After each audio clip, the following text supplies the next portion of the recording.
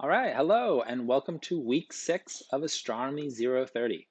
All right, well, we're finally going to actually start talking about the solar system this week, getting into the main content of the semester with the introductory material out of the way. This is also the last chapter that we're going to cover before the exam. So we're going to have an exam next week. So let's go ahead and scroll down and take a look at the calendar so we can remind ourselves where we're at. So here we are on week 6, starting on February 22nd, and we're covering the solar system, chapter 6. And then you can see there's an exam that's listed for this week. That doesn't mean it takes place this week. It just means that it covers material up through this week. So in other words, up through chapter 6. That's the way I laid out the calendar. I think it makes the most sense that way. But you can actually see the date is the 3rd of March, which I believe is a Wednesday. Okay, so definitely check that day. It'll be available all day on that day.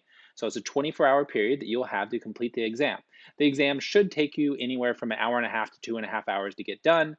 And there you go. You'll have the exam out of the way, and it will be, as described in the syllabus, a combination of multiple choice questions, math-based questions, and short essay questions, okay? And as far as where that description is, you can see up here, each midterm will have 40 multiple choice problems worth 1 point each, 2 math-based problems worth 10 points and 4 short essay problems worth 10 points each for a total of 100 points, okay? So the math-based problems are going to come from the homework. So they'll be very closely based on any of the math problems that were on the homework, which is a portion of the homework.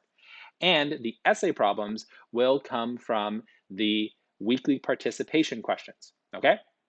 I might ask another one, or I might just draw all 4 from the essay problems or from the participation problems. But at least 3 of the 4 essay problems will come from the weekly participation. And you can see, like, for example, this week, there's 4 open-ended questions that require a few sentences to answer. And of course, that's been the same for all of them. And I know many of you have been participating and posting your solutions there. Okay, as far as the multiple choice problems, those are going to be most closely based off of the weekly quizzes, but I'll be kind of drawing from other sources as well, but I'll definitely take some from the quizzes, although I might tweak the wording a little bit. Okay, so hopefully that's clear about what the exam is going to look like and where the material is coming from. Okay, as far as this week's content, I think it's pretty straightforward. It's a very introductory chapter because it's just kind of laying a few ideas about the solar system as a whole, and then we'll spend time getting into each of those subsections of the solar system throughout the future chapters. The one thing that is kind of unique to this chapter is it talks about the formation of the solar system, so the origins of the solar system. How did it form?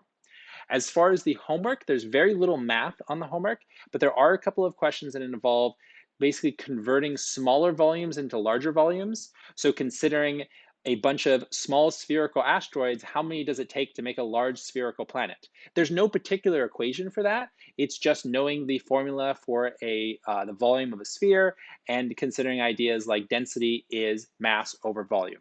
So no specific formulas, but you might have to review. If you're stuck in the content, go ahead and shoot me a message. Okay, and as far as the quiz, I think it's pretty straightforward. The reading quiz, just some definitions about the important ideas, and those important ideas are going to be highlighted in the lecture video. Basically, as soon as I finish posting this, I'm going to go ahead and film the lecture video. We're going to talk about main concepts like the frost line, which divides the terrestrial planets from the Jovian planets, and its importance for understanding the solar system, among other ideas. Okay, so check out that lecture video, which will be going up today, and enjoy your week 6 of this class. Talk to you all soon.